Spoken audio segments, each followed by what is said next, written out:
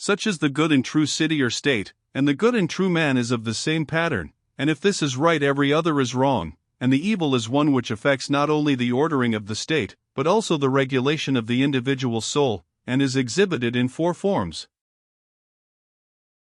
What are they? He said.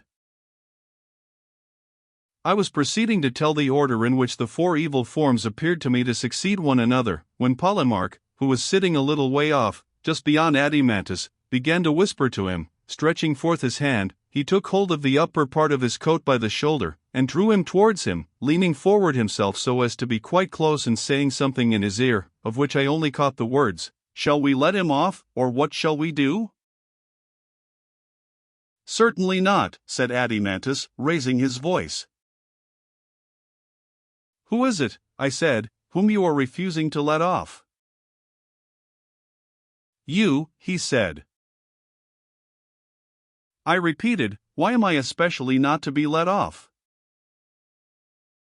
"Why," he said, "we think that you are lazy, and mean to cheat us out of a whole chapter which is a very important part of the story, and you fancy that we shall not notice your airy way of proceeding, as if it were self-evident to everybody, that in the matter of women and children friends have all things in common." And was I not right, Adimantus? "Yes," he said, "but what is right in this particular case, like everything else, requires to be explained, for community may be of many kinds. Please, therefore, to say what sort of community you mean. We have been long expecting that you would tell us something about the family life of your citizens, how they will bring children into the world, and rear them when they have arrived, and, in general, what is the nature of this community of women and children, for we are of opinion that the right or wrong management of such matters will have a great and paramount influence on the state for good or for evil. And now, since the question is still undetermined, and you are taking in hand another state, we have resolved, as you heard, not to let you go until you give an account of all this." "To that resolution," said Glaucon, "you may regard me as saying agreed." "And without more ado," said Thrasymachus, "you may consider us all to be equally agreed." I said, "You know not what you are doing in thus assailing me. What an argument are you raising about the state?" Just as I thought that I had finished, and was only too glad that I had laid this question to sleep, and was reflecting how fortunate I was in your acceptance of what I then said, you asked me to begin again at the very foundation, ignorant of what a hornet's nest of words you were stirring. Now I foresaw this gathering trouble, and avoided it. "For what purpose do you conceive that we have come here," said Thrasymachus, "to look for gold, or to hear discourse?" "Yes, but discourse should have a limit." "Yes, Socrates," said Glaucon, "and the whole of life is the only limit which wise men assign to the hearing of such discourses. But never mind about us. Take heart yourself and answer the question in your own way. What sort of community of women and children is this which is to prevail among our guardians? And how shall we manage the period between birth and education, which seems to require the greatest care? Tell us how these things will be." "Yes, my simple friend, but the answer is the reverse of easy. Many more doubts arise about this than about our previous conclusions. For the practicability of what is said may be doubted, and looked at in another point of view, whether the scheme, if ever so practicable, would be for the best, is also doubtful. Hence I feel a reluctance to approach the subject, lest our aspiration, my dear friend, should turn out to be a dream only." "Fear not," he replied, "for your audience will not be hard upon you, they are not skeptical or hostile." I said, "My good friend, I suppose that you mean to encourage me by these words." "Yes," he said. "Then let me tell you that you are doing just the reverse. The encouragement which you offer would have been all very well had I myself believed that I knew what I was talking about. To declare the truth about matters of high interest which a man honors and loves among wise men who love him need occasion no fear or faltering in his mind. But to carry on an argument when you are yourself only a hesitating inquirer, which is my condition, is a dangerous and slippery thing, and the danger is not that I shall be laughed at, of which the fear would be childish, but that I shall miss the truth where I have most need to be sure of my footing, and drag my friends after me in my fall. And I pray Nemesis not to visit upon me the words which I am going to utter. For I do indeed believe that to be an involuntary homicide is a less crime than to be a deceiver about beauty or goodness or justice in the matter of laws. And that is a risk which I would rather run among enemies than among friends, and therefore you do well to encourage me. Glaucon laughed and said, Well then, Socrates, in case you in your argument do us any serious injury you shall be acquitted beforehand of the homicide, and shall not be held to be a deceiver. Take courage then and speak. Well, I said, the law says that when a man is acquitted he is free from guilt, and what holds at law may hold an argument. Then why should you mind? Well, I replied, I suppose that I must retrace my steps and say what I perhaps ought to have said before in the proper place. The part of the men has been played out, and now properly enough comes the turn of the women. Of them I will proceed to speak, and the more readily since I am invited by you. For men born and educated like our citizens, the only way, in my opinion, of arriving at a right conclusion about the possession and use of women and children is to follow the path on which we originally started, when we said that the men were to be the guardians and watchdogs of the herd. True. Let us further suppose the birth and education of our women to be subject to similar or nearly similar regulations, then we shall see whether the result accords with our design. What do you mean? What I mean may be put into the form of a question, I said. Are dogs divided into he's and she's, or do they both share equally in hunting and in keeping watch and in the other duties of dogs? Or do we entrust to the males the entire and exclusive care of the flocks, while we leave the females at home, under the idea that the bearing and suckling their puppies is labor enough for them? No, he said, they share alike. The only difference between them is that the males are stronger and the females weaker. But can you use different animals for the same purpose, unless they are bred and fed in the same way? You cannot. Then, if women are to have the same duties as men, they must have the same nurture and education? Yes. The education which was assigned to the men was music and gymnastic. Yes. Then women must be taught music and gymnastic and also the art of war, which they must practice like the men? That is the inference, I suppose. I should rather expect, I said, that several of our proposals, if they are carried out, being unusual, may appear ridiculous. No doubt of it. Yes, and the most ridiculous thing of all will be the sight of women naked in the palestra, exercising with the men, especially when they are no longer young. They certainly will not be a vision of beauty, any more than the enthusiastic old men who in spite of wrinkles and ugliness continue to frequent the gymnasia. Yes, indeed, he said, according to present notions the proposal would be thought ridiculous. But then, I said, as we have determined to speak our minds, we must not fear the jests of the wits which will be directed against this sort of innovation, how they will talk of women's attainments both in music and gymnastic, and above all about their wearing armor and riding upon horseback. Very true, he replied. Yet having begun we must go forward to the rough places of the law, at the same time begging of these gentlemen for once in their life to be serious. Not long ago, as we shall remind them, the Hellenes were of the opinion, which is still generally received among the barbarians, that the sight of a naked man was ridiculous and improper, and when first the Cretans and then the Lacedaemonians introduced the custom, the wits of that day might equally have ridiculed the innovation. No doubt. But when experience showed that to let all things be uncovered was far better than to cover them up, and the ludicrous effect to the outward eye vanished before the better principle which reason asserted, then the man was perceived to be a fool who directs the shafts of his ridicule at any other sight but that of folly and vice, or seriously inclines to weigh the beautiful by any other standard but that of the good. Very true, he replied. First, then, whether the question is to be put in jest or in earnest, let us come to an understanding about the nature of woman. Is she capable of sharing either wholly or partially in the actions of men, or not at all? And is the art of war one of those arts in which she can or cannot share? That will be the best way of commencing the inquiry, and will probably lead to the fairest conclusion. That will be much the best way. Shall we take the other side first and begin by arguing against ourselves? In this manner the adversary's position will not be undefended. Why not? He said. Then let us put a speech into the mouths of our opponents. They will say, Socrates and Glaucon, no adversary need convict you, for you yourselves, at the first foundation of the state, admitted the principle that everybody was to do the one work suited to his own nature. And certainly, if I am not mistaken, such an admission was made by us.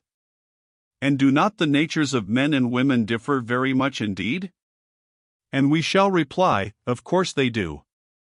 Then we shall be asked, whether the tasks assigned to men and to women should not be different, and such as are agreeable to their different natures? Certainly they should.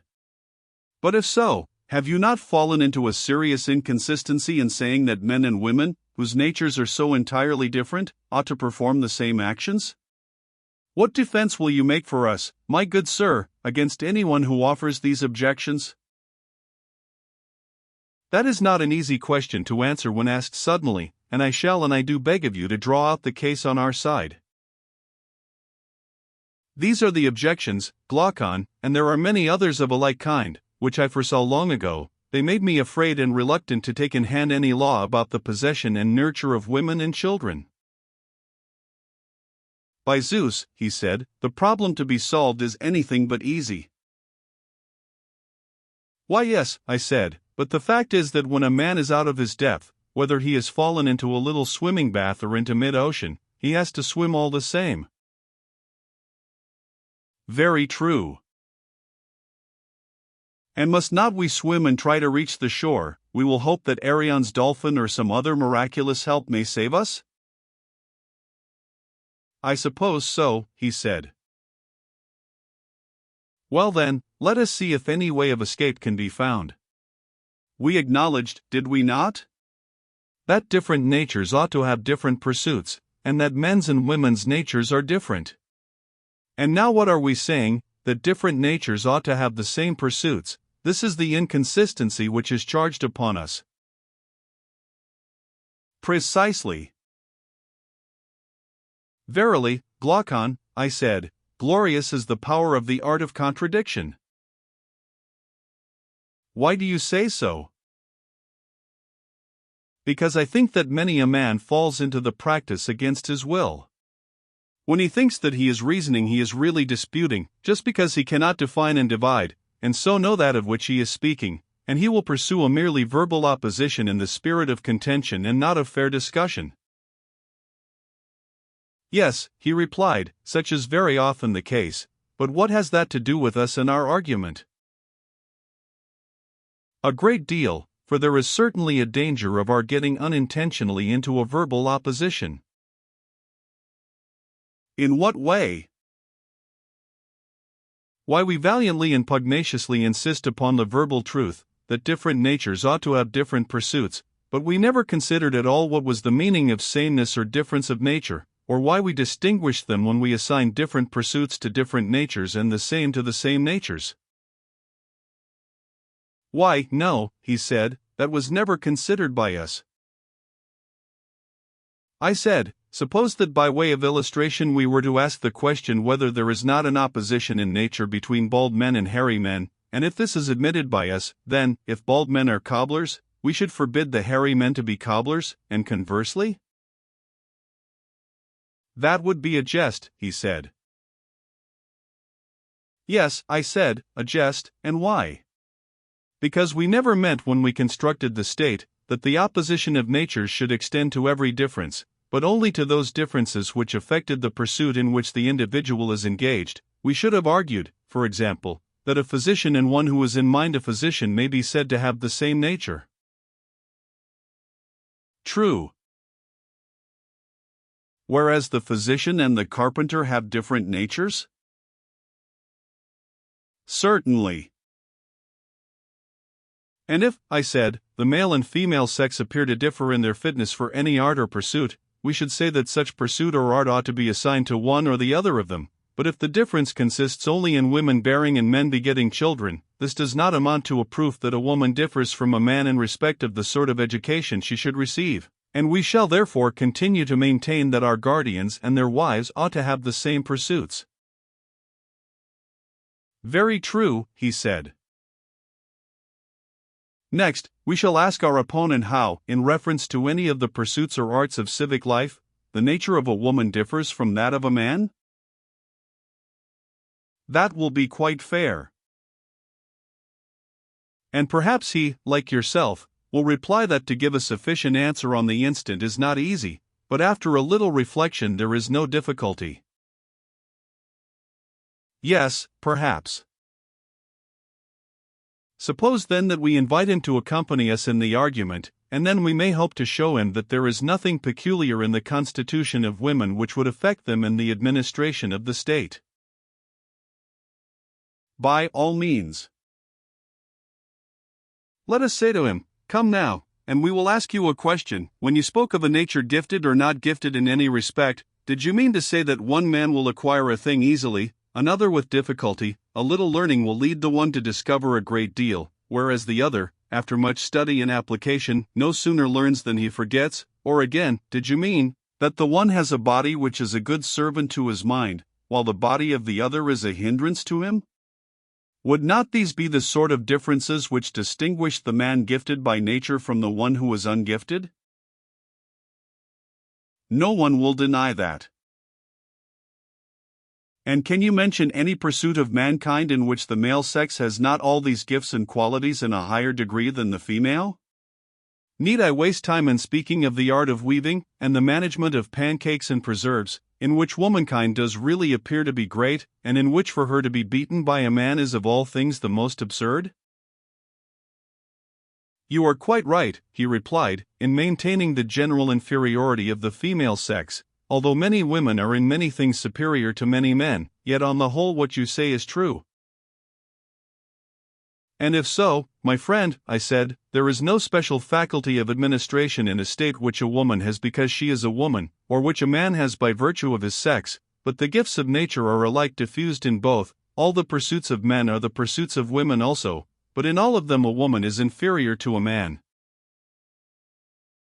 Very true. Then are we to impose all our enactments on men and none of them on women? That will never do. One woman has a gift of healing, another not, one is a musician, and another has no music in her nature? Very true. And one woman has a turn for gymnastic and military exercises, and another is unwarlike and hates gymnastics? Certainly. And one woman is a philosopher, and another is an enemy of philosophy, one has spirit, and another is without spirit? That is also true. Then one woman will have the temper of a guardian, and another not. Was not the selection of the male guardians determined by differences of this sort? Yes.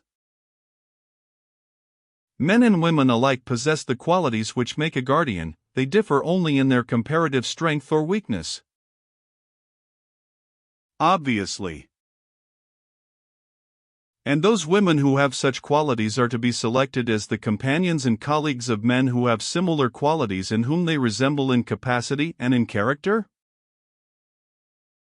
Very true. And ought not the same natures to have the same pursuits? They ought. Then, as we were saying before, there is nothing unnatural in assigning music and gymnastic to the wives of the guardians. To that point we come round again. Certainly not. The law which we then enacted was agreeable to nature, and therefore not an impossibility or mere aspiration, and the contrary practice, which prevails at present, is in reality a violation of nature. That appears to be true. We had to consider, first, whether our proposals were possible, and secondly, whether they were the most beneficial? Yes. And the possibility has been acknowledged? Yes. The very great benefit has next to be established? Quite so. You will admit that the same education which makes a man a good guardian will make a woman a good guardian, for their original nature is the same? Yes. I should like to ask you a question. What is it? Would you say that all men are equal in excellence, or is one man better than another? The latter. And in the commonwealth which we were founding, do you conceive the guardians who have been brought up on our model system to be more perfect men, or the cobblers whose education has been cobbling? What a ridiculous question! You have answered me, I replied. Well, and may we not further say that our guardians are the best of our citizens? By far the best. And will not their wives be the best women? Yes, by far the best. And can there be anything better for the interests of the state than that the men and women of a state should be as good as possible? There can be nothing better. And this is what the arts of music and gymnastic, when present in such manner as we have described, will accomplish? Certainly. Then we have made an enactment not only possible but in the highest degree beneficial to the state? True. Then let the wives of our guardians strip, for their virtue will be their robe, and let them share in the toils of war and the defense of their country. Only in the distribution of labors the lighter are to be assigned to the women, who are the weaker natures, but in other respects their duties are to be the same. And as for the man who laughs at naked women exercising their bodies from the best of motives, in his laughter he is plucking a fruit of unripe wisdom. And he himself is ignorant of what he is laughing at, or what he is about, for that is, and ever will be, the best of sayings, that the useful is the noble and the hurtful is the base. Very true. Here, then, is one difficulty in our law about women, which we may say that we have now escaped. The wave has not swallowed us up alive for enacting that the guardians of either sex should have all their pursuits in common. To the utility and also to the possibility of this arrangement, the consistency of the argument with itself bears witness.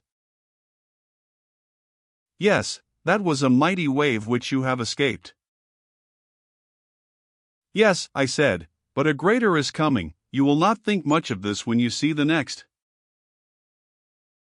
Go on, let me see. The law, I said, which is the sequel of this and of all that has preceded, is to the following effect, that the wives of our guardians are to be common, and their children are to be common, and no parent is to know his own child, nor any child his parent. Yes, he said, that is a much greater wave than the other, and the possibility as well as the utility of such a law are far more questionable. I do not think, I said, that there can be any dispute about the very great utility of having wives and children in common. The possibility is quite another matter, and will be very much disputed. I think that a good many doubts may be raised about both. You imply that the two questions must be combined, I replied. Now I meant that you should admit the utility, and in this way, as I thought, I should escape from one of them, and then there would remain only the possibility. But that little attempt is detected, and therefore you will please to give a defense of both. Well, I said, I submit to my fate. Yet grant me a little favor, let me feast my mind with the dream as daydreamers are in the habit of feasting themselves when they are walking alone, for before they have discovered any means of effecting their wishes, that is a matter which never troubles them, they would rather not tire themselves by thinking about possibilities, but assuming that what they desire is already granted to them, they proceed with their plan, and delight in detailing what they mean to do when their wish has come. True, that is a way which they have of not doing much good to a capacity which was never good for much. Now I myself am beginning to lose heart, and I should like, with your permission, to pass over the question of possibility at present. Assuming therefore the possibility of the proposal, I shall now proceed to inquire how the rulers will carry out these arrangements, and I shall demonstrate that our plan, if executed, will be of the greatest benefit to the state and to the guardians. First of all, then, if you have no objection, I will endeavor with your help to consider the advantages of the measure, and hereafter the question of possibility. I have no objection, proceed. First, I think that if our rulers and their auxiliaries are to be worthy of the name which they bear, there must be willingness to obey in the one and the power of command in the other. The guardians must themselves obey the laws, and they must also imitate the spirit of them in any details which are entrusted to their care. That is right, he said. You, I said, who are their legislator, having selected the men, will now select the women and give them to them. They must be as far as possible of like natures with them, and they must live in common houses and meet at common meals. None of them will have anything specially his or her own. They will be together, and will be brought up together, and will associate at gymnastic exercises. And so they will be drawn by a necessity of their natures to have intercourse with each other. Necessity is not too strong a word, I think? Yes, he said, necessity, not geometrical, but another sort of necessity which lovers know, and which is far more convincing and constraining to the mass of mankind. True, I said, and this, Glaucon, like all the rest, must proceed after an orderly fashion. In a city of the blessed, licentiousness is an unholy thing which the rulers will forbid. Yes, he said, and it ought not to be permitted. Then clearly the next thing will be to make matrimony sacred in the highest degree, and what is most beneficial will be deemed sacred. Exactly. And how can marriages be made most beneficial? That is a question which I put to you, because I see in your house dogs for hunting, and of the nobler sort of birds not a few. Now, I beseech you, do tell me, have you ever attended to their pairing and breeding? In what particulars? Why, in the first place, although they are all of a good sort, are not some better than others? True. And do you breed from them all indifferently, or do you take care to breed from the best only? From the best. And do you take the oldest or the youngest, or only those of ripe age? I choose only those of ripe age. And if care was not taken in the breeding, your dogs and birds would greatly deteriorate? Certainly. And the same of horses and animals in general? Undoubtedly. Good heavens! My dear friend, I said, what consummate skill will our rulers need if the same principle holds of the human species? Certainly, the same principle holds, but why does this involve any particular skill? Because, I said, our rulers will often have to practice upon the body corporate with medicines. Now you know that when patients do not require medicines, but have only to be put under a regimen, the inferior sort of practitioner is deemed to be good enough. But when medicine has to be given, then the doctor should be more of a man. That is quite true, he said, but to what are you alluding? I mean, I replied, that our rulers will find a considerable dose of falsehood and deceit necessary for the good of their subjects. We were saying that the use of all these things regarded as medicines might be of advantage. And we were very right. And this lawful use of them seems likely to be often needed in the regulations of marriages and births. How so? Why, I said, the principle has been already laid down that the best of either sex should be united with the best as often, and the inferior with the inferior, as seldom as possible, and that they should rear the offspring of the one sort of union, but not of the other, if the flock is to be maintained in first-rate condition. Now these goings-on must be a secret which the rulers only know, or there will be a further danger of our herd, as the guardians may be termed, breaking out into rebellion. Very true. Had we not better appoint certain festivals at which we will bring together the brides and bridegrooms, and sacrifices will be offered in suitable hymeneal songs composed by our poets? The number of weddings is a matter which must be left to the discretion of the rulers, whose aim will be to preserve the average of population. There are many other things which they will have to consider, such as the effects of wars and diseases and any similar agencies, in order as far as this is possible to prevent the state from becoming either too large or too small. Certainly, he replied. We shall have to invent some ingenious kind of lots which the less worthy may draw on each occasion of our bringing them together, and then they will accuse their own ill luck and not the rulers. To be sure, he said. And I think that our braver and better youth, besides their other honors and rewards, might have greater facilities of intercourse with women given them. Their bravery will be a reason, and such fathers ought to have as many sons as possible. True. And the proper officers, whether male or female or both, for offices are to be held by women as well as by men. Yes. The proper officers will take the offspring of the good parents to the pen or fold, and there they will deposit them with certain nurses who dwell in a separate quarter, but the offspring of the inferior, or of the better when they chance to be deformed, will be put away in some mysterious, unknown place, as they should be. Yes, he said, that must be done if the breed of the guardians is to be kept pure. They will provide for their nurture, and will bring the mothers to the fold when they are full of milk, taking the greatest possible care that no mother recognizes her own child, and other wet nurses may be engaged if more are required. Care will also be taken that the process of suckling shall not be protracted too long, and the mothers will have no getting up at night or other trouble, but will hand over all this sort of thing to the nurses and attendants. You suppose the wives of our guardians to have a fine easy time of it when they are having children? Why, said I, and so they ought. Let us, however, proceed with our scheme. We were saying that the parents should be in the prime of life? Very true. And what is the prime of life? May it not be defined as a period of about 20 years in a woman's life, and 30 in a man's? Which years do you mean to include?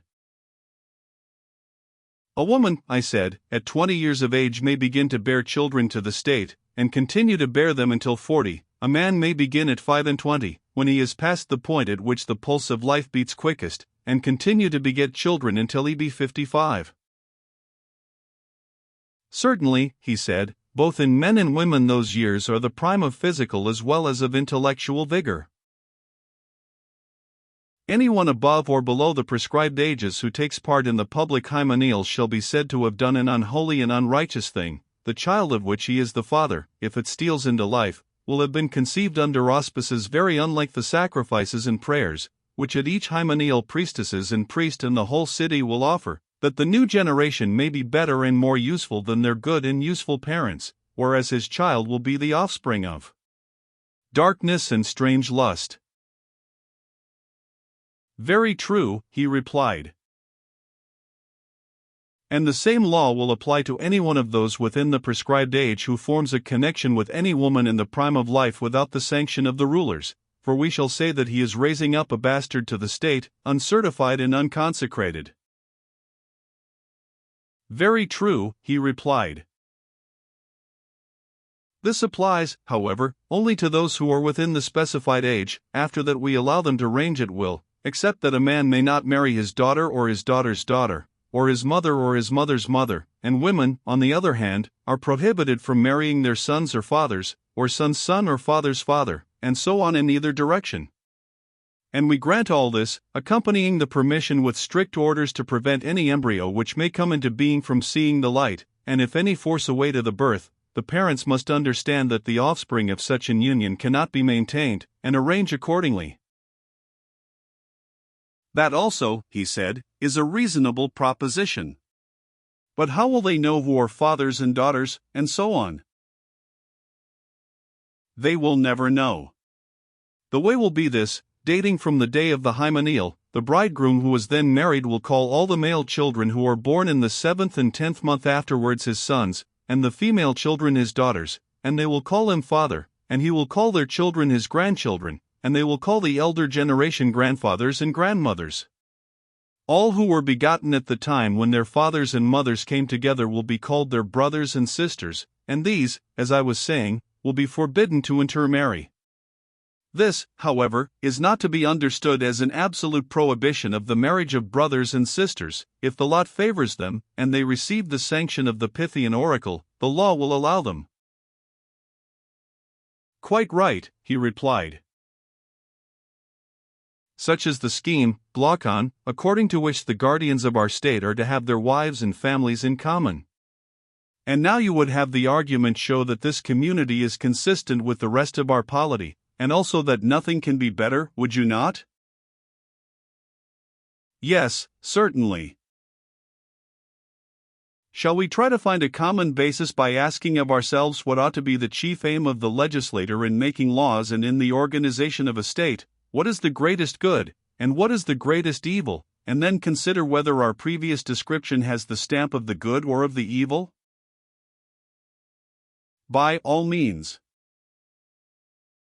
Can there be any greater evil than discord and distraction and plurality where unity ought to reign?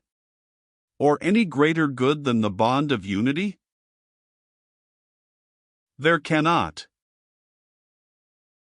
And there is unity where there is community of pleasures and pains, where all the citizens are glad or grieved on the same occasions of joy and sorrow? No doubt. Yes, and where there is no common but only private feeling, a state is disorganized, when you have one half of the world triumphing and the other plunged in grief at the same events happening to the city or the citizens? Certainly. Such differences commonly originate in a disagreement about the use of the terms mine and not mine, his and not his. Exactly so. And is not that the best ordered state in which the greatest number of persons apply the terms mine and not mine in the same way to the same thing? Quite true. Or that again which most nearly approaches to the condition of the individual, as in the body, when but a finger of one of us is hurt, the whole frame, drawn towards the soul as a center and forming one kingdom under the ruling power therein, feels the hurt and sympathizes altogether with the part affected, and we say that the man has a pain in his finger, and the same expression is used about any other part of the body, which has a sensation of pain at suffering or of pleasure at the alleviation of suffering. Very true, he replied, and I agree with you that in the best ordered state there is the nearest approach to this common feeling which you describe. Then when any one of the citizens experiences any good or evil, the whole state will make his case their own, and will either rejoice or sorrow with him? Yes, he said, that is what will happen in a well-ordered state. It will now be time, I said, for us to return to our state and see whether this or some other form is most in accordance with these fundamental principles. Very good. Our state, like every other, has rulers and subjects? True. All of whom will call one another citizens? Of course. But is there not another name which people give to their rulers in other states? Generally they call them masters, but in democratic states they simply call them rulers. And in our state, what other name besides that of citizens do the people give the rulers? They are called saviors and helpers, he replied. And what do the rulers call the people? Their maintainers and foster fathers. And what do they call them in other states? Slaves. And what do the rulers call one another in other states? Fellow rulers. And what in ours? Fellow guardians. Did you ever know an example in any other state of a ruler who would speak of one of his colleagues as his friend and of another as not being his friend? Yes, very often. And the friend he regards and describes as one in whom he has an interest, and the other as a stranger in whom he has no interest? Exactly.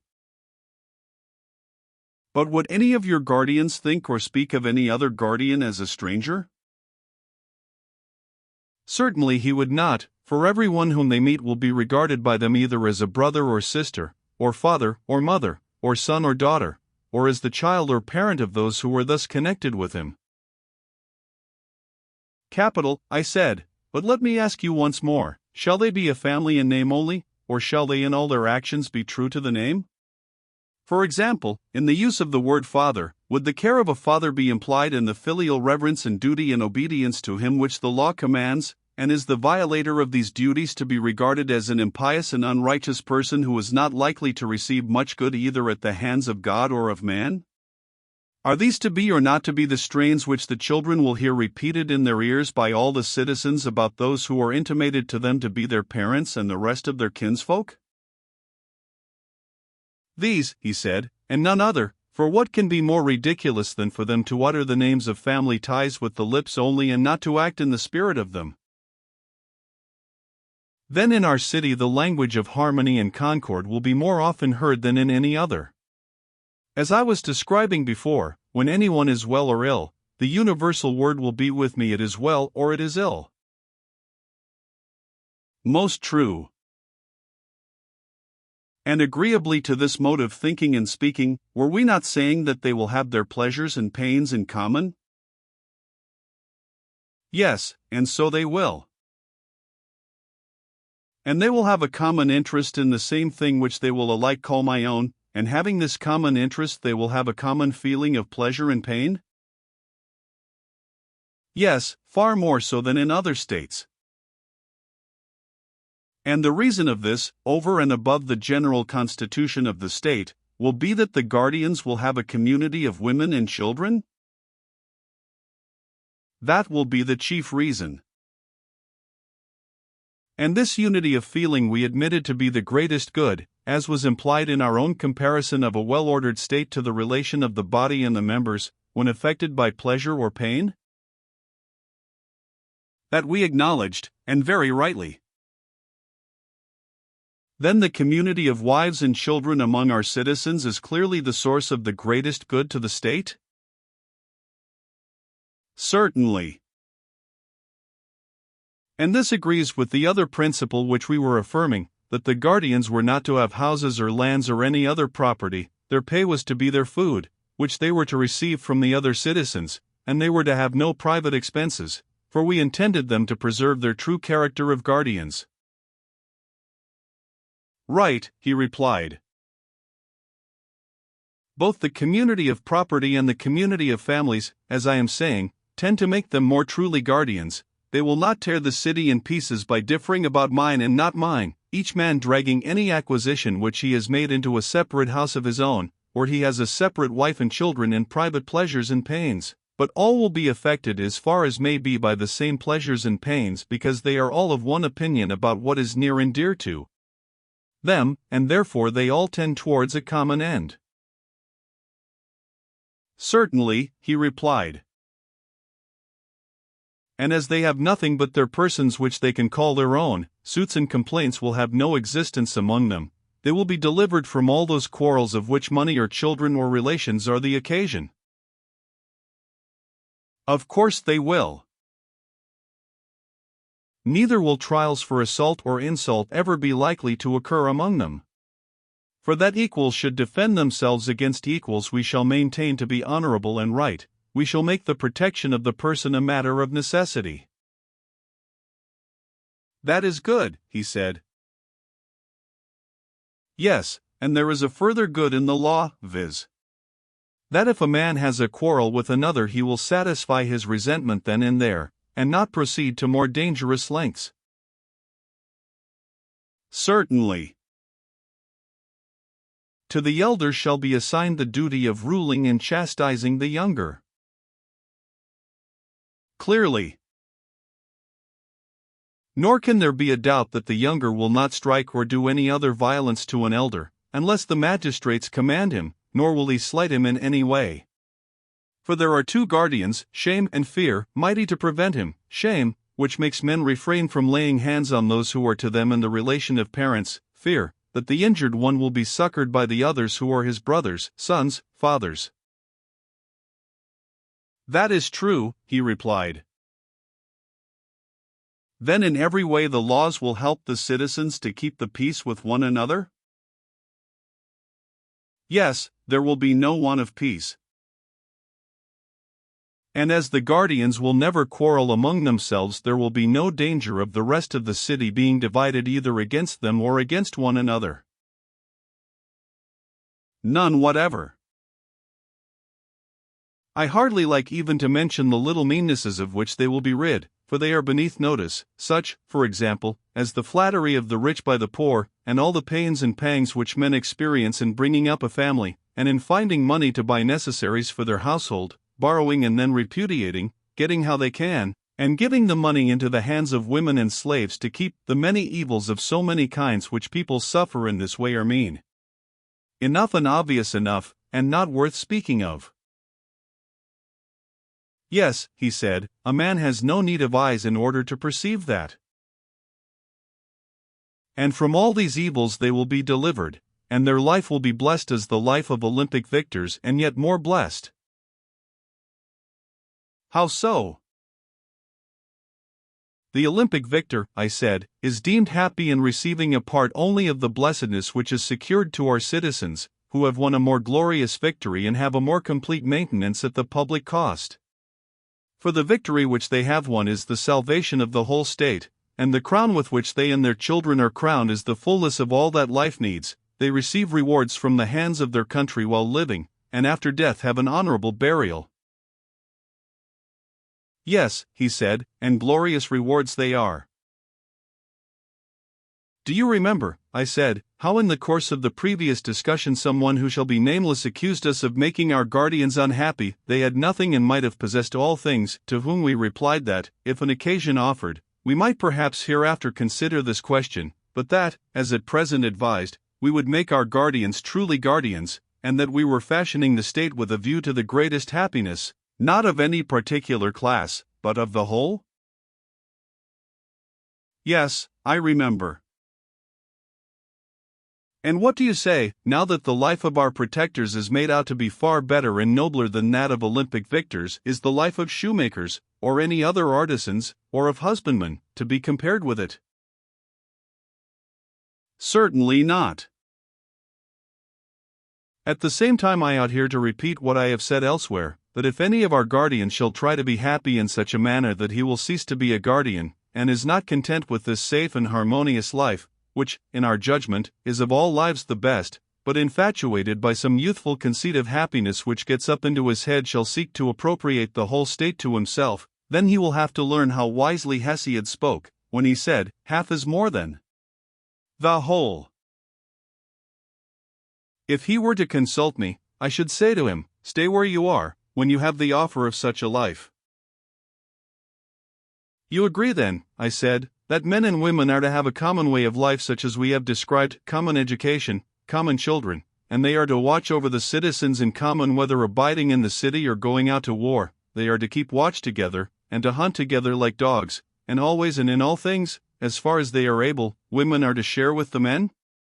And in so doing they will do what is best, and will not violate, but preserve the natural relation of the sexes. I agree with you, he replied. The inquiry, I said, has yet to be made, whether such a community be found possible as among other animals, so also among men, and if possible, in what way possible? You have anticipated the question which I was about to suggest. There is no difficulty, I said, in seeing how war will be carried on by them. How? Why, of course they will go on expeditions together, and will take with them any of their children who are strong enough, that, after the manner of the artisan's child, they may look on at the work which they will have to do when they are grown up, and besides looking on they will have to help and be of use in war, and to wait upon their fathers and mothers. Did you never observe in the arts how the potter's boys look on and help, long before they touch the wheel? Yes, I have. And shall potters be more careful in educating their children and in giving them the opportunity of seeing and practicing their duties than our guardians will be? The idea is ridiculous, he said.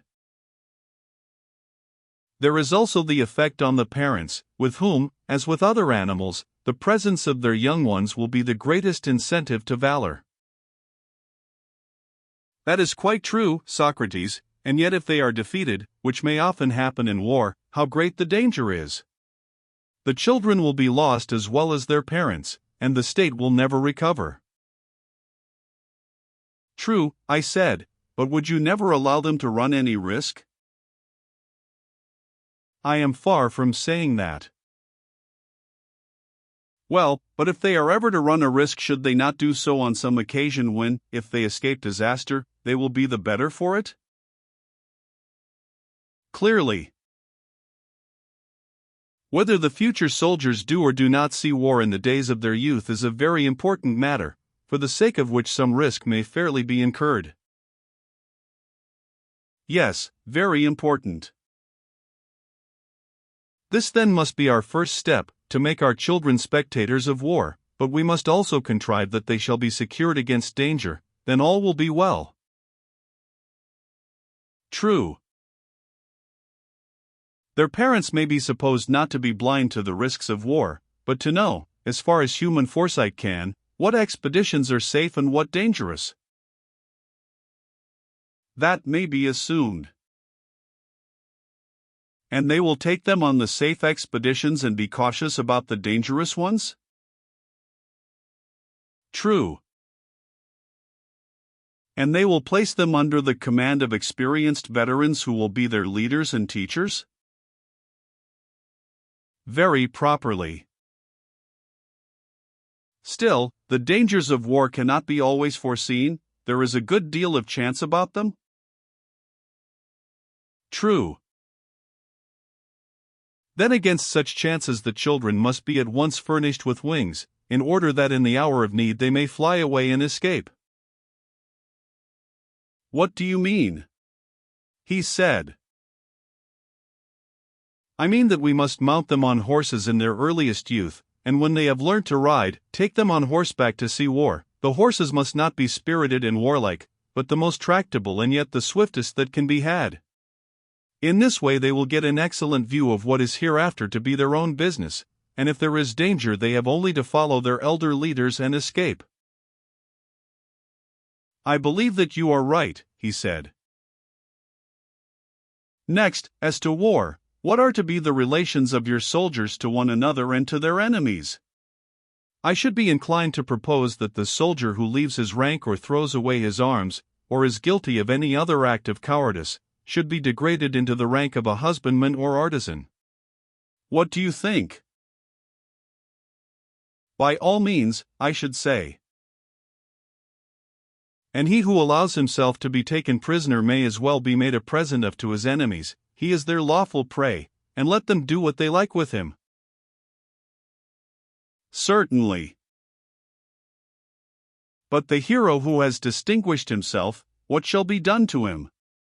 In the first place, he shall receive honor in the army from his youthful comrades, every one of them in succession shall crown him. What do you say?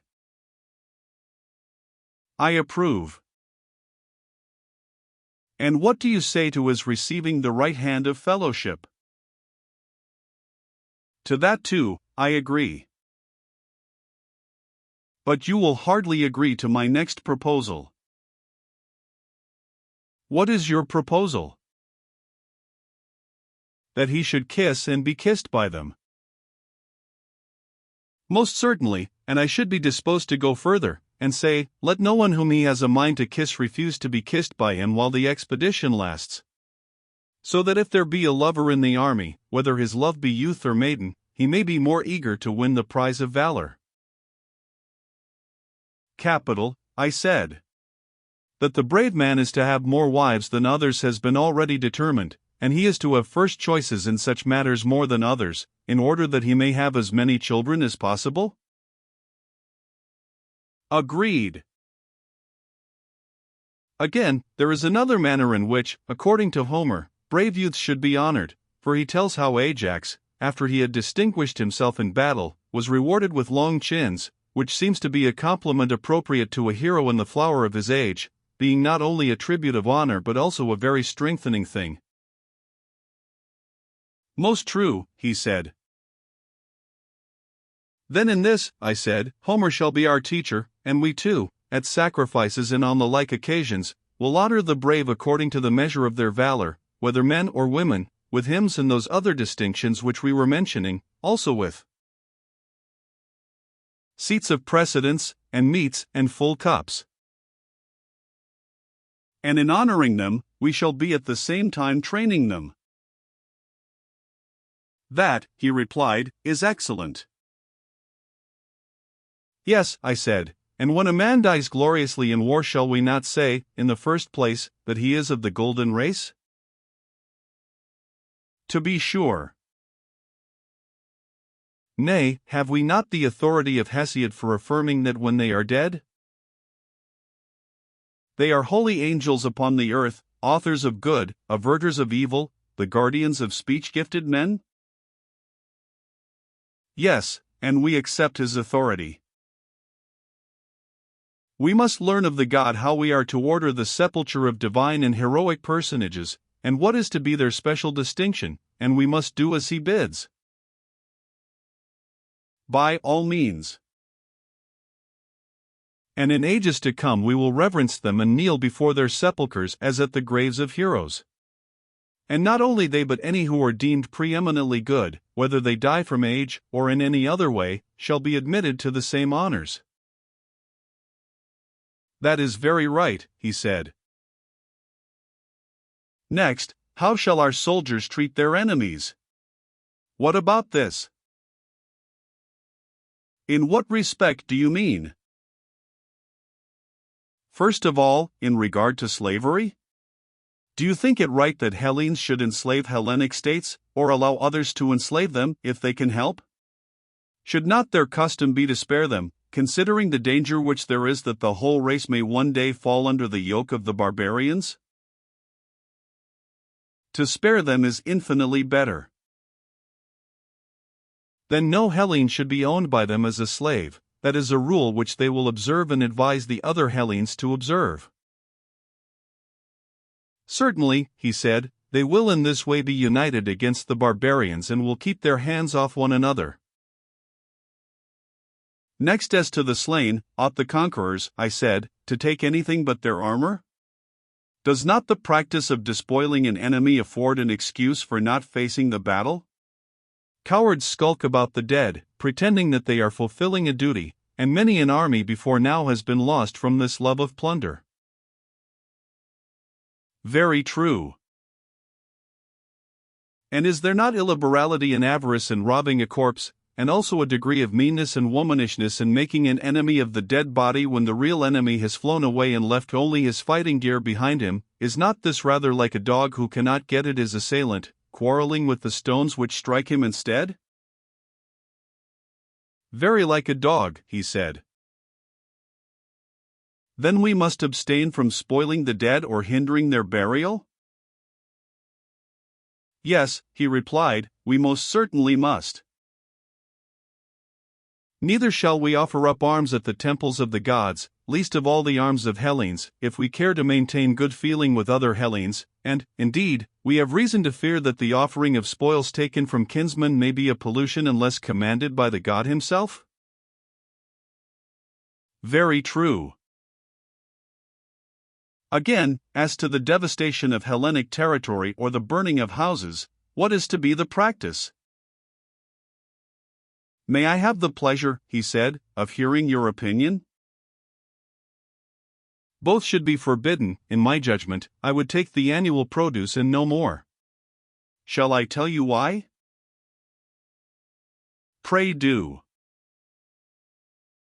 Why, you see, there is a difference in the names discord and war, and I imagine that there is also a difference in their natures. The one is expressive of what is internal and domestic, the other of what is external and foreign, and the first of the two is termed discord, and only the second, war. That is a very proper distinction, he replied. And may I not observe with equal propriety that the Hellenic race is all united together by ties of blood and friendship, and alien and strange to the barbarians? Very good, he said. And therefore when Hellenes fight with barbarians and barbarians with Hellenes, they will be described by us as being at war when they fight, and by nature enemies, and this kind of antagonism should be called war. But when Hellenes fight with one another we shall say that Hellas is then in a state of disorder and discord, they being by nature friends, and such enmity is to be called discord. I agree. Consider then, I said, when that which we have acknowledged to be discord occurs, and a city is divided, if both parties destroy the lands and burn the houses of one another, how wicked does the strife appear? No true lover of his country would bring himself to tear in pieces his own nurse and mother. There might be reason in the conqueror depriving the conquered of their harvest, but still they would have the idea of peace in their hearts and would not mean to go on fighting forever. Yes, he said, that is a better temper than the other. And will not the city, which you are founding, be an Hellenic city? It ought to be, he replied. Then will not the citizens be good and civilized? Yes, very civilized. And will they not be lovers of Hellas, and think of Hellas as their own land, and share in the common temples? Most certainly. And any difference which arises among them will be regarded by them as discord only, a quarrel among friends, which is not to be called a war? Certainly not. Then they will quarrel as those who intend some day to be reconciled? Certainly. They will use friendly correction, but will not enslave or destroy their opponents. They will be correctors, not enemies? Just so. And as they are Hellenes themselves, they will not devastate Hellas, nor will they burn houses, nor ever suppose that the whole population of a city, men, women, and children, are equally their enemies, for they know that the guilt of war is always confined to a few persons and that the many are their friends. And for all these reasons they will be unwilling to waste their lands and raze their houses. Their enmity to them will only last until the many innocent sufferers have compelled the guilty few to give satisfaction? I agree, he said, that our citizens should thus deal with their Hellenic enemies, and with barbarians as the Hellenes now deal with one another. Then let us enact this law also for our guardians, that they are neither to devastate the lands of Hellenes nor to burn their houses. Agreed, and we may agree also in thinking that these, like all our previous enactments, are very good. But still I must say, Socrates, that if you are allowed to go on in this way you will entirely forget the other question which at the commencement of this discussion you thrust aside: is such an order of things possible, and how, if at all?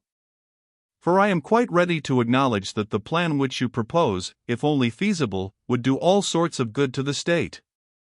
I will add, what you have omitted, that your citizens will be the bravest of warriors, and will never leave their ranks, for they will all know one another, and each will call the other father, brother, son, and if you suppose the women to join their armies, whether in the same rank or in the rear, either as a terror to the enemy, or as auxiliaries in case of need, I know that they will then be absolutely invincible, and there are many domestic advantages which might also be mentioned in which I also fully acknowledge, But, as I admit all these advantages and as many more as you please, if only this state of yours were to come into existence, we need say no more about them. Assuming then the existence of the state, let us now turn to the question of possibility and ways and means, the rest may be left.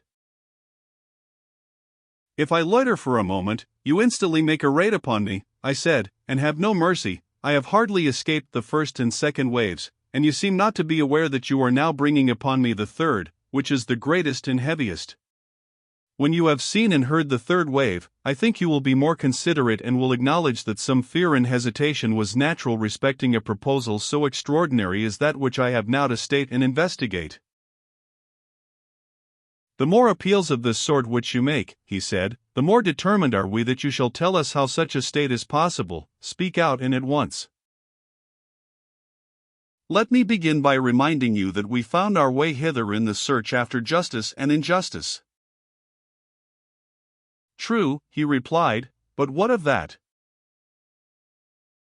I was only going to ask whether, if we have discovered them, we are to require that the just man should in nothing fail of absolute justice, or may we be satisfied with an approximation and the attainment in him of a higher degree of justice than is to be found in other men? The approximation will be enough. We were inquiring into the nature of absolute justice and into the character of the perfectly just, and into injustice and the perfectly unjust, that we might have an ideal. We were to look at these in order that we might judge of our own happiness and unhappiness according to the standard which they exhibited and the degree in which we resembled them, but not with any view of showing that they could exist in fact. True, he said. Would a painter be any the worse because, after having delineated with consummate art an ideal of a perfectly beautiful man, he was unable to show that any such man could ever have existed? He would be none the worse. Well, and were we not creating an ideal of a perfect state? To be sure. And is our theory a worse theory because we are unable to prove the possibility of a city being ordered in the manner described? Surely not, he replied. That is the truth, I said. But if, at your request, I am to try and show how and under what conditions the possibility is highest, I must ask you, having this in view, to repeat your former admissions. What admissions? I want to know whether ideals are ever fully realized in language. Does not the word express more than the fact, and must not the actual, whatever a man may think, always, in the nature of things, fall short of the truth? What do you say? I agree. Then you must not insist on my proving that the actual state will in every respect coincide with the ideal. If we are only able to discover how a city may be governed nearly as we proposed, you will admit that we have discovered the possibility which you demand, and will be contented. I am sure that I should be contented, will not you? Yes, I will. Let me next endeavor to show what is that fault in states which is the cause of their present maladministration, and what is the least change which will enable a state to pass into the truer form, and let the change, if possible, be of one thing only, or, if not, of two. At any rate, let the changes be as few and slight as possible. Certainly, he replied. I think, I said, that there might be a reform of the state if only one change were made, which is not a slight or easy though still a possible one. What is it? He said. Now then, I said, I go to meet that which I liken to the greatest of the waves, yet shall the word be spoken, even though the wave break and drown me in laughter and dishonor. And do you mark my words? Proceed. I said, until philosophers are kings, or the kings and princes of this world have the spirit and power of philosophy, and political greatness and wisdom meet in one, and those commoner natures who pursue either to the exclusion of the other are compelled to stand aside, cities will never have rest from their evils, nor the human race, as I believe, and then only will this our state have a possibility of life and behold the light of day. Such was the thought, my dear Glaucon, which I would fain have uttered if it had not seemed too extravagant, for to be convinced that in no other state can there be happiness private or public is indeed a hard thing. Socrates, what do you mean? I would have you consider that the word which you have uttered is one at which numerous persons, and very respectable persons too, in a figure pulling off their coats all in a moment, and seizing any weapon that comes to hand, will run at you might and main, before you know where you are, intending to do heaven knows what, and if you don't prepare an answer, and put yourself in motion, you will be pared by their fine wits, and no mistake. You got me into the scrape, I said. And I was quite right. However, I will do all I can to get you out of it, but I can only give you good will and good advice, and, perhaps, I may be able to fit answers to your questions better than another, that is all. And now, having such an auxiliary, you must do your best to show the unbelievers that you are right. I ought to try, I said, since you offer me such invaluable assistance. And I think that, if there is to be a chance of our escaping, we must explain to them whom we mean when we say that philosophers are to rule in the state, then we shall be able to defend ourselves. There will be discovered to be some natures who ought to study philosophy and to be leaders in the state, and others who are not born to be philosophers, and are meant to be followers rather than leaders.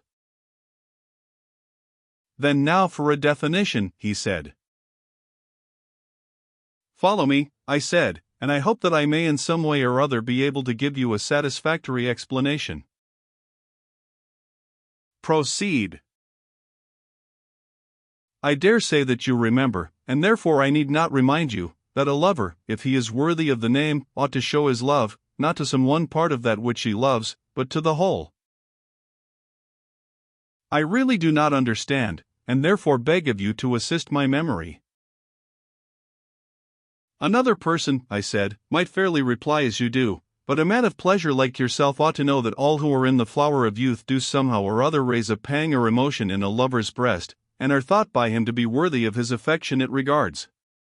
Is not this a way which you have with the fair? One has a snub nose, and you praise his charming face, the hook nose of another has, you say, a royal look, while he who is neither snubbed nor hooked has the grace of regularity, the dark visage is manly, the fair are children of the gods, and as to the sweet honey pale, as they are called, what is the very name but the invention of a lover who talks in diminutives, and is not averse to paleness if appearing on the cheek of youth? In a word, there is no excuse which you will not make, and nothing which you will not say, in order not to lose a single flower that blooms in the springtime of youth. If you make me an authority in matters of love, for the sake of the argument, I assent. And what do you say of lovers of wine?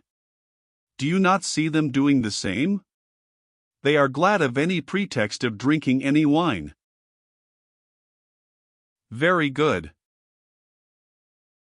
And the same is true of ambitious men. If they cannot command an army, they are willing to command a file, and if they cannot be honored by really great and important persons, they are glad to be honored by lesser and meaner people, but honor of some kind they must have. Exactly. Once more let me ask, does he who desires any class of goods, desire the whole class or a part only? The whole. And may we not say of the philosopher that he is a lover, not of a part of wisdom only, but of the whole? Yes, of the whole. And he who dislikes learning, especially in youth, when he has no power of judging what is good and what is not, such an one we maintain not to be a philosopher or a lover of knowledge, just as he who refuses his food is not hungry, and may be said to have a bad appetite and not a good one. Very true, he said. Whereas he who has a taste for every sort of knowledge and who is curious to learn and is never satisfied, may be justly termed a philosopher? Am I not right? Glaucon said, if curiosity makes a philosopher, you will find many a strange being will have a title to the name. All the lovers of sights have a delight in learning, and must therefore be included. Musical amateurs, too, are a folk strangely out of place among philosophers, for they are the last persons in the world who would come to anything like a philosophical discussion, if they could help, while they run about at the Dionysiac festivals as if they had let out their ears to hear every chorus, whether the performance is in town or country, that makes no difference, they are there. Now are we to maintain that all these and any who have similar tastes, as well as the professors of quite minor arts, are philosophers? Certainly not, I replied, they are only an imitation. He said, who then are the true philosophers? Those, I said, who are lovers of the vision of truth. That is also good, he said, but I should like to know what you mean. To another, I replied, I might have a difficulty in explaining, but I am sure that you will admit a proposition which I am about to make. What is the proposition? That since beauty is the opposite of ugliness, they are two? Certainly. And inasmuch as they are two, each of them is one? True again. And of just and unjust, good and evil, and of every other class, the same remark holds. Taken singly, each of them is one, but from the various combinations of them with actions and things and with one another, they are seen in all sorts of lights and appear many? Very true. And this is the distinction which I draw between the sight-loving, art-loving, practical class and those of whom I am speaking, and who are alone worthy of the name of philosophers. How do you distinguish them? He said.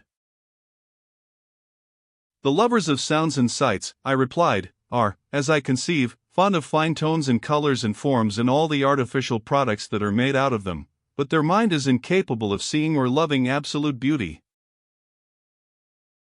True, he replied. Few are they who are able to attain to the sight of this. Very true. And he who, having a sense of beautiful things, has no sense of absolute beauty, or who, if another lead him to a knowledge of that beauty, is unable to follow, of such an one I ask, is he awake or in a dream only? Reflect, is not the dreamer, sleeping or waking, one who likens to similar things, who puts the copy in the place of the real object? I should certainly say that such an one was dreaming. But take the case of the other, who recognizes the existence of absolute beauty and is able to distinguish the idea from the objects which participate in the idea, neither putting the objects in the place of the idea nor the idea in the place of the objects. Is he a dreamer, or is he awake? He is wide awake. And may we not say that the mind of the one who knows has knowledge, and that the mind of the other, who opines only, has opinion? Certainly.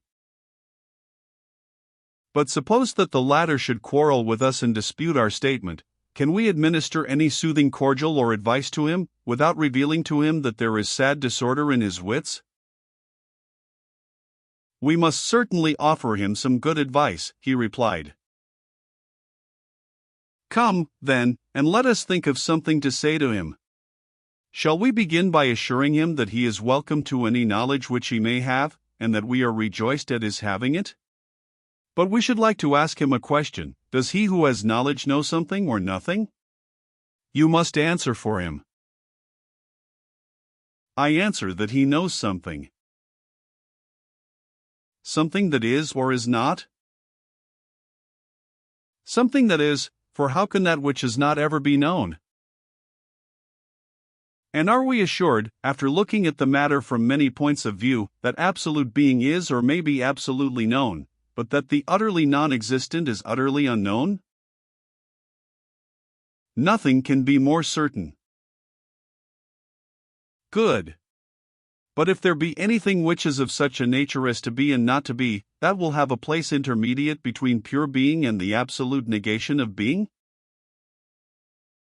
Yes, between them. And, as knowledge corresponded to being and ignorance of necessity to not being, for that intermediate between being and not being there has to be discovered a corresponding intermediate between ignorance and knowledge, if there be such? Certainly. Do we admit the existence of opinion? Undoubtedly. as being the same with knowledge or another faculty. Another faculty. Then opinion and knowledge have to do with different kinds of matter corresponding to this difference of faculties? Yes. And knowledge is relative to being and knows being. But before I proceed further, I will make a division. What division? I will begin by placing faculties in a class by themselves. They are powers in us, and in all other things, by which we do as we do. Sight and hearing, for example, I should call faculties. Have I clearly explained the class which I mean? Yes, I quite understand. Then let me tell you my view about them. I do not see them, and therefore the distinctions of figure, color, and the like, which enable me to discern the differences of some things, do not apply to them. In speaking of a faculty, I think only of its sphere and its result, and that which has the same sphere and the same result I call the same faculty, but that which has another sphere and another result I call different.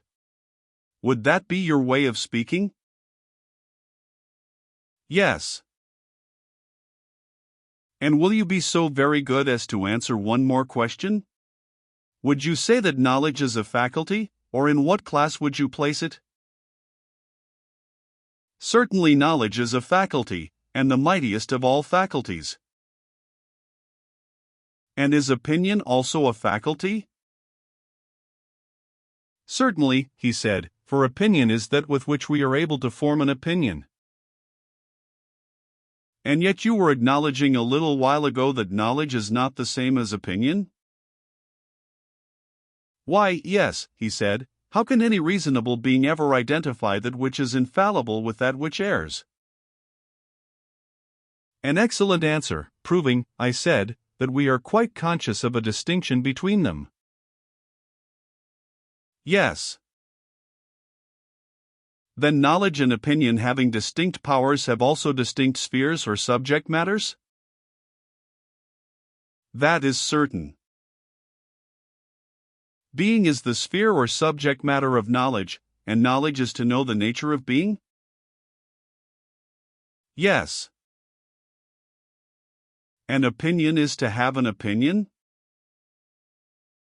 Yes. And do we know what we opine? Or is the subject matter of opinion the same as the subject matter of knowledge? Nay, he replied, that has been already disproven, if difference in faculty implies difference in the sphere or subject matter, and if, as we were saying, opinion and knowledge are distinct faculties, then the sphere of knowledge and of opinion cannot be the same. Then if being is the subject matter of knowledge, something else must be the subject matter of opinion? Yes, something else. Well then, is not being the subject matter of opinion? Or, rather, how can there be an opinion at all about not being? Reflect, when a man has an opinion, has he not an opinion about something? Can he have an opinion which is an opinion about nothing? Impossible. He who has an opinion about some one thing? Yes.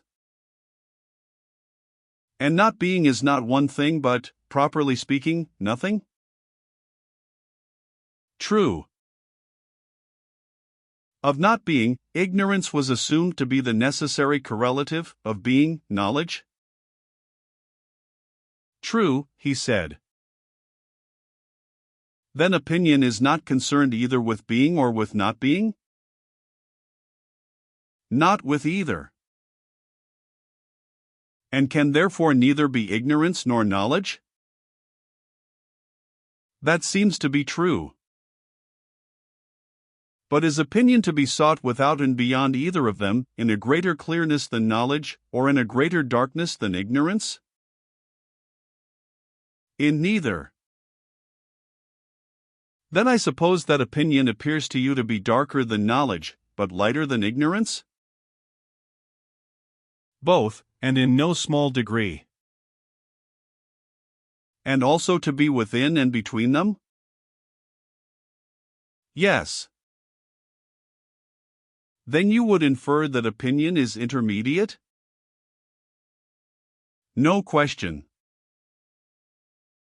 But were we not saying before, that if anything appeared to be of a sort which is and is not at the same time, that sort of thing would appear also to lie in the interval between pure being and absolute not being, and that the corresponding faculty is neither knowledge nor ignorance, but will be found in the interval between them? True. And in that interval there has now been discovered something which we call opinion? There has. Then what remains to be discovered is the object which partakes equally of the nature of being and not being, and cannot rightly be termed either, pure and simple. This unknown term, when discovered, we may truly call the subject of opinion, and assign each to their proper faculty, the extremes to the faculties of the extremes and the mean to the faculty of the mean. True. This being premised, I would ask the gentleman who is of opinion that there is no absolute or unchangeable idea of beauty, in whose opinion the beautiful is the manifold, he, I say, your lover of beautiful sights, who cannot bear to be told that the beautiful is one, and the just is one, or that anything is one, to him I would appeal, saying, will you be so very kind, sir, as to tell us whether, of all these beautiful things, there is one which will not be found ugly, or of the just, which will not be found unjust, or of the holy, which will not also be unholy? No, he replied, the beautiful will in some point of view be found ugly, and the same is true of the rest. And may not the many which are doubles be also halves, a doubles, that is, of one thing, and halves of another? Quite true. And things great and small, heavy and light, as they are termed, will not be denoted by these any more than by the opposite names? True, both these and the opposite names will always attach to all of them. And can any one of those many things which are called by particular names be said to be this rather than not to be this? He replied, they are like the punning riddles which are asked at feasts, or the children's puzzle about the eunuch aiming at the bat, with what he hit him, as they say in the puzzle, and upon what the bat was sitting. The individual objects of which I am speaking are also a riddle, and have a double sense, nor can you fix them in your mind, either as being or not being, or both, or neither. Then what will you do with them? I said. Can they have a better place than between being and not being? For they are clearly not in greater darkness or negation than not being, or more full of light and existence than being. That is quite true, he said. Thus then we seem to have discovered that the many ideas which the multitude entertain about the beautiful and about all other things are tossing about in some region which is halfway between pure being and pure not being? We have. Yes, and we had before agreed that anything of this kind which we might find was to be described as matter of opinion, and not as matter of knowledge, being the intermediate flux which is caught and detained by the intermediate faculty. Quite true. Then those who see the many beautiful, and who yet neither see absolute beauty, nor can follow any guide who points the way thither, who see the many just, and not absolute justice, and the like, such persons may be said to have opinion but not knowledge? That is certain. But those who see the absolute and eternal and immutable may be said to know, and not to have opinion only? Neither can that be denied. The one love and embrace the subjects of knowledge, the other those of opinion? The latter are the same, as I dare say you will remember, who listened to sweet sounds and gazed upon fair colors, but would not tolerate the existence of absolute beauty. Yes, I remember. Shall we then be guilty of any impropriety in calling them lovers of opinion rather than lovers of wisdom, and will they be very angry with us for thus describing them? I shall tell them not to be angry. No man should be angry at what is true. But those who love the truth in each thing are to be called lovers of wisdom and not lovers of opinion. Assuredly.